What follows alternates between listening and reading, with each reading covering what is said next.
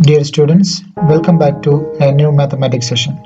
In the previous session, we have discussed the basic concepts of complex numbers and we have solved question number 1 to 7 from exercise 5.1. In today's session, we shall discuss the remaining problems from the same exercise and also we will discuss about eigenplane and the polar representation of complex numbers. Let's move on to the topic. Let's begin with question number 8. Express the given complex number in the form a plus ib, 1 minus I the whole power 4. This is the question. So 1 minus I the whole power 4 is equal to 1 minus I the whole square again square. 1 minus I the whole square. Here 4 we have split it as 2 into 2.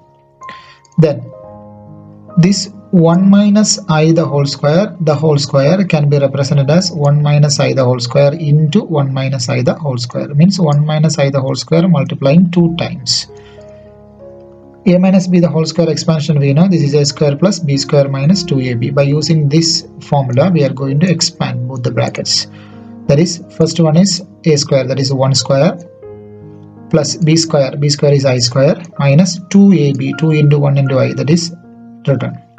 The same expansion only for the second bracket also, because both are same, I minus I the whole square. Then 1 square is 1 plus I square minus 2 into 1 into I is minus 2i. Here also 1 square is 1 plus I square is I square itself minus 2 into 1 into I is minus 2i. Then I square value in I square is minus 1. Now we are going to substitute that. So 1 minus I square value is minus 1 minus 2i. Here also 1 I square value is minus 1 minus 2i. Then 1 minus 1 is 0. Here also 1 minus 1 is 0. That means 0 minus 2i into 0 minus 2i. So 0 minus 2i is minus 2i.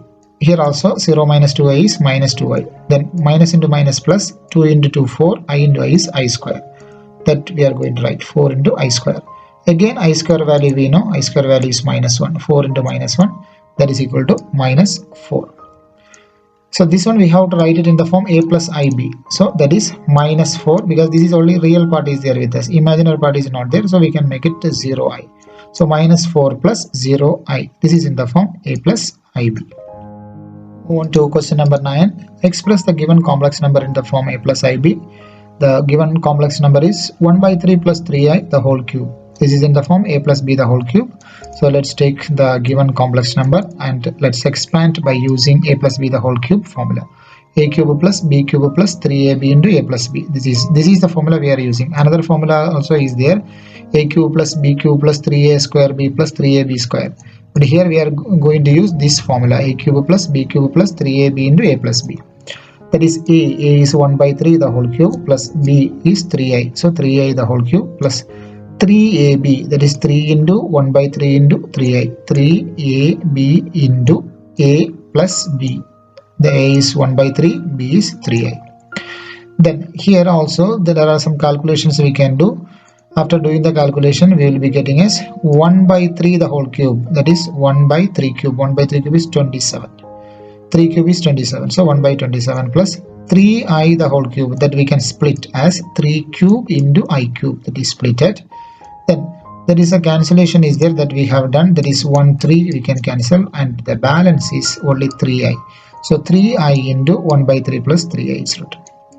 Then 1 by 27 plus 3 cube is 27, I cube it is written plus 3i into 1 by 3 plus 3i. Then 1 by 27 plus 27 I cube plus, just expand the bracket, 3i into 1 by 3 that is written plus 3i into 3i that is written. That is 1 by 27 plus 27 I cube plus, here also next term there is 3 common that we can cancel, 3 we can cancel. Then we will be having I into 1, that is I, plus 3 into 3 is 9, I into I is I square. Then 1 by 27 plus, here I cube we can split because I square value we know. 27 into I square into I is I cube. So I cube we have split it as I square into I plus there is I next term plus 9I square. Let's substitute the values of I square. 1 by 27 plus 27 into I square is minus 1, there is an I, plus I plus 9 into I square is minus 1. 1 by 27 plus into minus minus 27 into 1 is 27, there is I. Then plus I plus into minus minus 9 into 1 is 9. Then 1 by 27 minus 9, these two are real numbers, real parts that we are taking together, plus imaginary parts, that is here also I is there, here also I is there, that imaginary number we have taken outside, and the balance is minus 27 plus 1, that is written. Then here 27 we can take as common LCM. When we take 27 as LCM, 1 minus, here there is no denominator, that's why this 27 we have to multiply with 9. So 9 into 27 by 27 plus I into minus 27 plus 1 is minus 26. 1 minus 9 into 27 will be getting minus 242 by 27 minus I into 26. So this is the imaginary part, real part, and this is the imaginary part. This is in the form a plus ib. Move on to question number 10. The question is, express the given complex number in the form a plus ib. The question is minus 2 minus 1 by 3i the whole cube. This is similar to the previous question. A minus b the whole cube expansion we have to take, and we have to do the calculation. This question you will try it as homework. Next we shall discuss question number 11. Find the multiplicative inverse of the complex number 4 minus 3i. For a multiplicative inverse, we have learned in smaller classes, any number multiplicative inverse is 1 divided by that number. Multiplicative inverse of z is equal to 1 divided by z. Here multiplicative inverse of 4 minus 3i we have to calculate, that is 1 divided by 4 minus 3i. Now we can check the denominator. Denominator is in the complex number format, that is 4 minus 3i, a plus ib format. This is not proper format, we have to remove this one. We call that process as rationalization. For that what you have to do is just to take the conjugate of 4 minus 3i. Conjugate of 4 minus 3i. Just multiply it in the numerator and denominator. Conjugate means just to take the opposite sign. Here 4 minus 3i is there. Conjugate means 4 plus 3i. Take 4 plus 3i, multiply it in the numerator and denominator. Process we call rationalization or rationalizing. 1 divided by 4 minus 3i, that is our number, into 4 plus 3i means conjugate of the denominator. Multiply it in the numerator and denominator. 4 plus 3i by 4 plus 3i. When you cancel these two, we'll be getting 1. So the same number itself is coming. That is 1 into 4 plus 3i. 1 into 4 plus 3i is 4 plus 3i itself. Then 4 minus 3i into 4 plus 3i. This is in the format a minus b into a plus b. A minus b into a plus b, we know this is a square minus b square. So what is a here? 4. So 4 square minus what is b? That is 3i. So b square is 3i the whole square. Then 4 plus 3i divided by a square. That is 4 square is 16. And 3i the whole square. We can split it. 3 square is 9i square. Then I square value we know. Let's substitute it. I square is minus 1. So 4 plus 3i divided by 16 minus 9 into I square. I square is minus 1. So 4 plus 3i divided by 16 minus into minus plus. 9 into 1 is 9. 16 plus 9. That is 4 plus 3i divided by 25. So just we can split the denominator, that is 4 divided by 25 plus 3 by 25 into I. This is in a plus ib format. 4 divided by 25 plus 3i divided by 25. Next we shall discuss question number 12. The question is, find the multiplicative inverse of the complex number root of 5 plus 3i. This question you will do it as homework. Move on to the 13th question. Find the multiplicative inverse of the complex number minus I. As we know, the multiplicative inverse of any number is 1 divided by that particular number. Here multiplicative inverse of minus I is 1 divided by minus I. Unlike the previous question, here the denominator is having only the imaginary number. Imaginary part only is there, minus I. So what you have to do is to rationalize this one, just to multiply I to the numerator and the denominator. That means 1 by minus I into I divided by I. We don't take the conjugate here because there is only imaginary part is there. That means that number, that imaginary part I you have to take and multiply it in the numerator and the denominator. So 1 into I is I, then I into I is I square. There is a minus sign. I square, we know the value, it is minus 1. So I divided by minus of minus 1. This minus is there already. I square value is minus 1, we have substituted.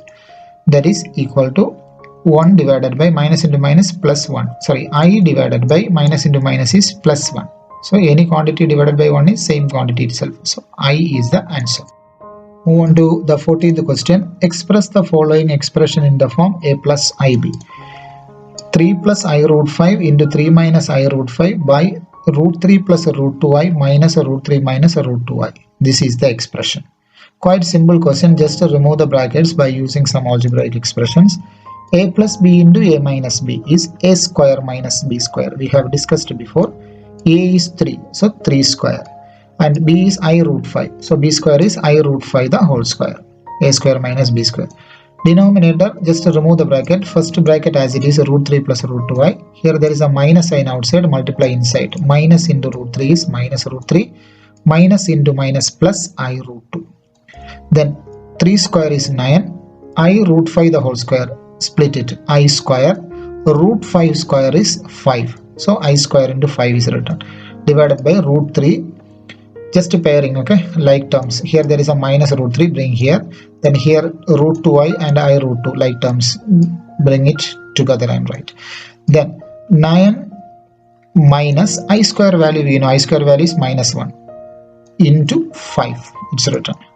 Divided by root 3 minus root 3 is 0. Then root 2i plus I root 2 as it is. So 9 minus into minus plus 5 into 1 is 5. 9 plus 5 is 14 divided by root 2i plus I root 2. Both are same only. Root 2i plus root 2i. That is 2 root 2i. 2 times it is there. Then denominator is having I. So we have to rationalize. Just to take the same quantity, multiply it in the numerator and denominator. 14 by 2 root 2i into denominator is 2 root 2i. Take that one, multiply it in the numerator and denominator.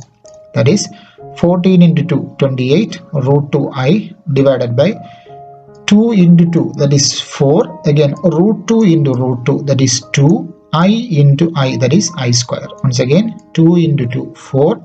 Root 2 into root 2, 2. I into I is I square.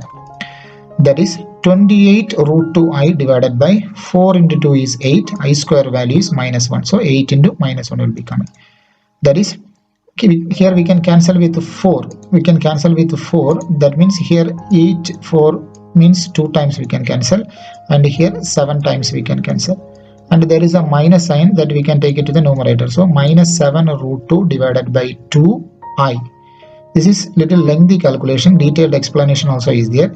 Here itself we can go for calculation. It's not a problem. 2 and 14 we can cancel and write 7. Then we can go for rationalization. That way also you can do it. When you write it in the a plus ib format, there is only imaginary part is there, real part is not there. So real part we can make it 0. 0 plus this imaginary part, that is minus 7 root 2 by 2 into I. Next we shall discuss a new concept, that is eigenplane. In the smaller classes we have learned about coordinate plane. Coordinate plane means in the graph sheet we have learned how to represent points. See, for example, if you consider this as a graph sheet is a local name, but we just consider it in mathematics, we say that it is a coordinate plane. And here there will be x-axis and y-axis, and we know how to locate the points by using the axis, x-axis and y-axis. See, for example, minus 3, 2 means this is called an ordered pair, and minus 3 is the x value and 2 is the y value. How do we locate? X-axis minus 3 we will take, and that line you will move up, and from y-axis 2 there will be a line. Both the lines are meeting at this point. We consider this as the position of minus 3, 2. Then if you want to locate a 2, 4 means x value is 2, y value is 4. X-axis 2 line will be moving up, and from the y-axis there is a line from 4 it is coming. It is both the points lines are meeting at this point. So this is the position of 2, 4. We can use different alphabets also for representing the position. And another point, f1 minus 2 means x-axis 1 we will take, we will move down, and there is minus 2, from there also there will be a line coming, and both the lines are meeting at this point, that point is considered as the position of 1, minus 2. So the coordinate axis we just use to represent these points, that is called coordinate plane. This is for normal numbers, and the plane having a complex number assigned to each of its point is called the complex plane. So where we use a plane to represent the complex numbers, that is called the complex plane or the Argand plane. In the Argand plane or complex plane, we used to represent the complex numbers. So this is the way we represent. Instead of x-axis, we consider it as a real axis, and instead of y-axis, we just take imaginary axis, because complex numbers are having two parts. One is the real part and another one is the imaginary part. Imaginary part means along with the I what is coming, that is the imaginary part. Real axis means just first part. A plus IB means A is the real part and B is the imaginary part, or IB is the imaginary part. Then here you can see there is a complex number which is marked 3 plus 2i. Quite simple. 3 is the real axis value.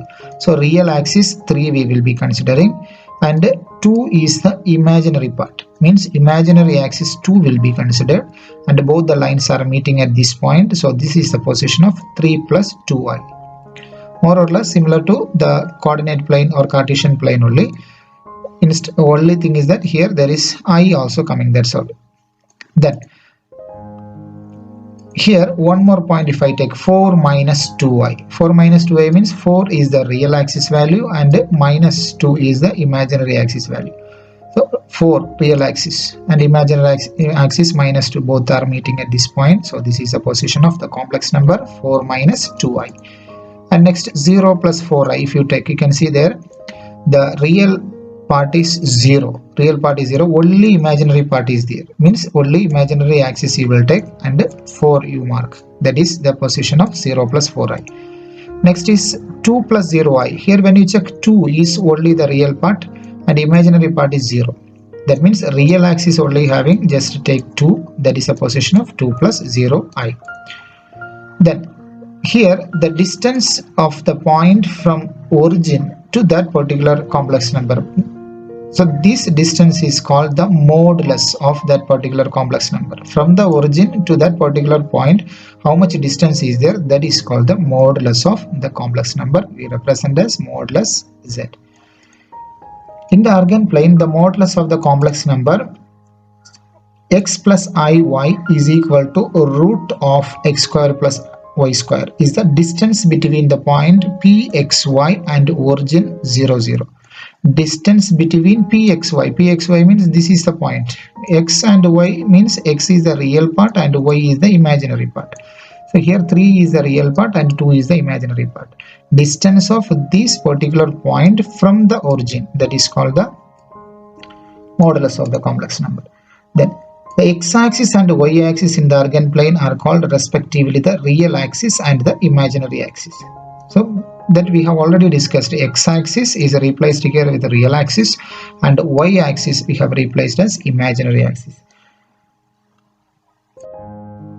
Next, the representation of a complex number z is equal to x plus iy and its conjugate z is equal to x minus iy in the Argand plane are respectively the points pxy and qx minus y. Simply we can say how we have to represent a conjugate of a complex number in the Argand plane. Suppose pxy means its conjugate is qx comma minus y. Let's see diagrammatic representation. So this is the real axis and this is the imaginary axis, and pxy if you locate here and its conjugate. Conjugate means we know just to change the sign. Where we are changing in the imaginary part, we are changing the sign. X value remains the same. So here also x value remains the same. Y, that means the imaginary part, the sign is changing to opposite. So here y is there and it's minus y, its sign change means just it will be coming directly down. That is q of x minus y. Next we shall discuss the polar representation of complex number. Consider a complex number z is equal to x plus iy, and this is the real part and this is the imaginary part. By using the values of x and y, we know how to represent it in an eigenplane. How to represent the complex number in the eigenplane. So say this is the position. From the real axis, x value will be considered, and from the imaginary axis, we will be taking the y value and we will mark a position here. And suppose you have changed x as r cos theta and y as r sin theta. The coordinates we have changed, and here theta is the angle between that particular point and the x-axis, and it is measured in the anti-clockwise direction. We have discussed this on more detail in trigonometry part. And r cos theta and r sin theta we have replaced in terms of in place of x and y. And here r is the modulus of the complex number. Modulus means it is the distance between the origin and that particular point, and it is calculated by using the formula root of x square plus y square that we have learned before. So z is equal to, just change x as r cos theta and y as r sin theta. I remains the same. Then from these two we can have r common. Then when we take r as common outside, cos theta in the first term balance, and the second term there is I sin theta balance, r is outside. And here, as we have discussed before, r and theta are called the polar coordinates. Remember, r and theta are called the polar coordinates. Then this is the representation, polar representation of complex number. And here r and theta we have to mention, where r is modulus of z. It is calculated by using the formula root of x square plus y square, and theta is the argument of complex number.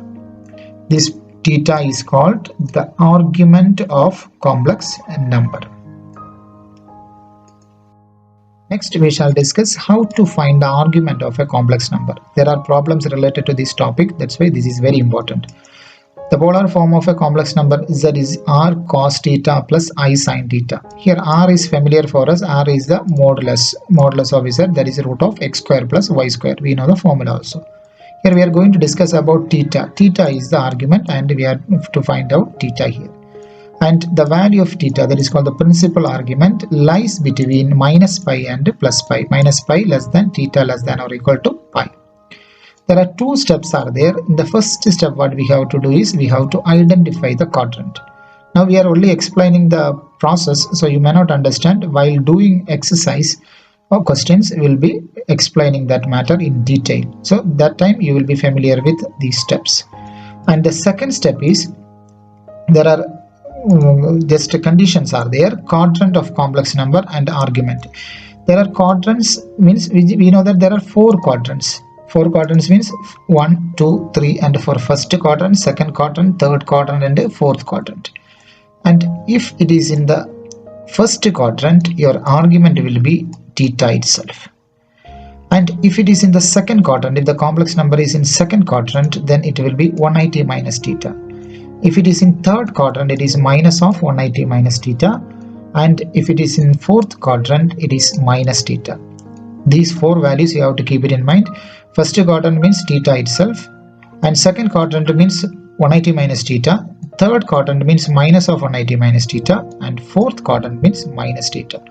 Once again, first of all, you have to identify the quadrant, and based on the quadrant you have to write the argument. Let's do some examples from exercise questions.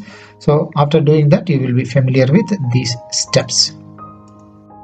Next we shall discuss exercise 5.2, question number 1. Find the modulus and the argument of the complex number z is equal to minus 1 minus I root 3. Here modulus we have to calculate, and argument also. Modulus is quite simple, we know the formula. First write it, the given complex number z is equal to minus 1 minus I root 3. Then just compare it with the general form. Our general form I have taken as x plus iy. Compare the real part. Here x is the real part and here minus 1 is the real part. So x is equal to minus 1. Then imaginary part here y, here it is minus root 3. Imaginary part means other than I. So here minus root 3 and here y. So y is equal to minus root 3. Now the formula of modulus is root of x square plus y square.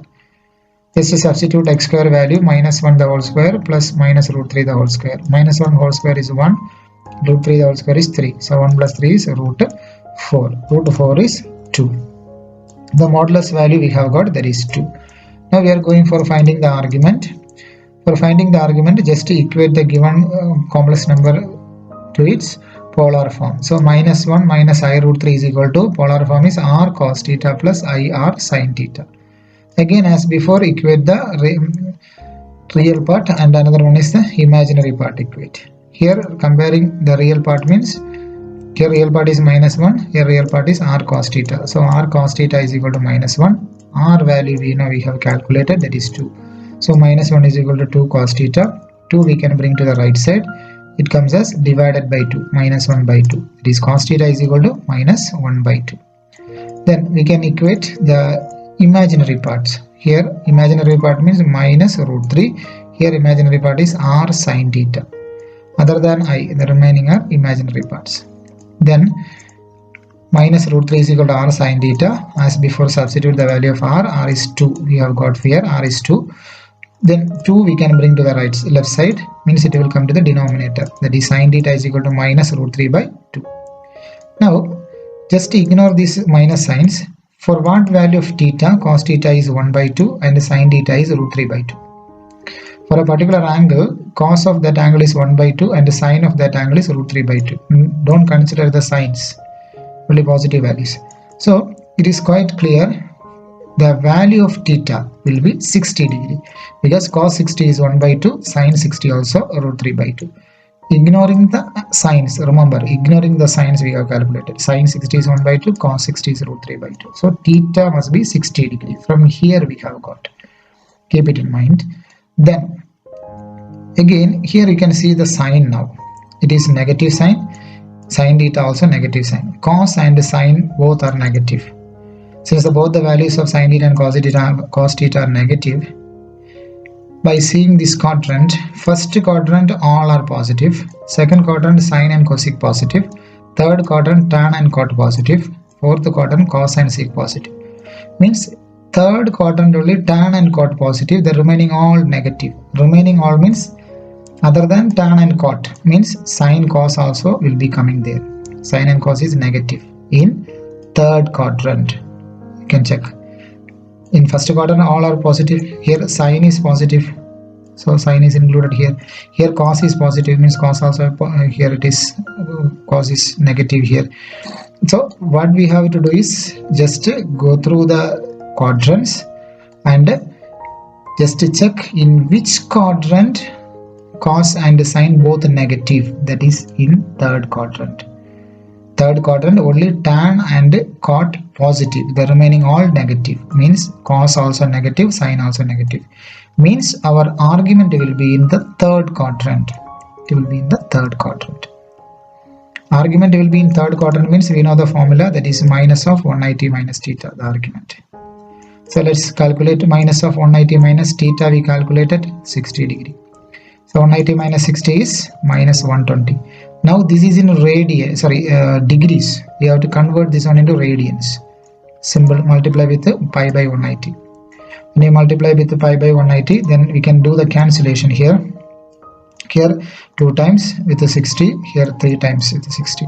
So what will be the answer? We will be getting the answer as minus 2 pi by 3. Minus 2 pi by 3. That is the argument. Next we shall discuss question number 2. The question is, find the modulus and argument of the complex number z is equal to minus root 3 plus I. As before, let's take the modulus first, that is a root of x square plus y square. So here x means the real part is here minus root 3, and y is the imaginary part. Imaginary part means other than I, what is there? Other than I, there is only 1 is there. So minus root 3 the whole square plus 1 square. Here I have reduced a step because we want, if the question pattern is in multiple choice format, we need to reduce the steps, that's why. Then minus root 3 the whole square, that is 3 plus 1. 3 plus 1 is 4, then 4 root, if you take, it is 2. So the modulus we have got as 2.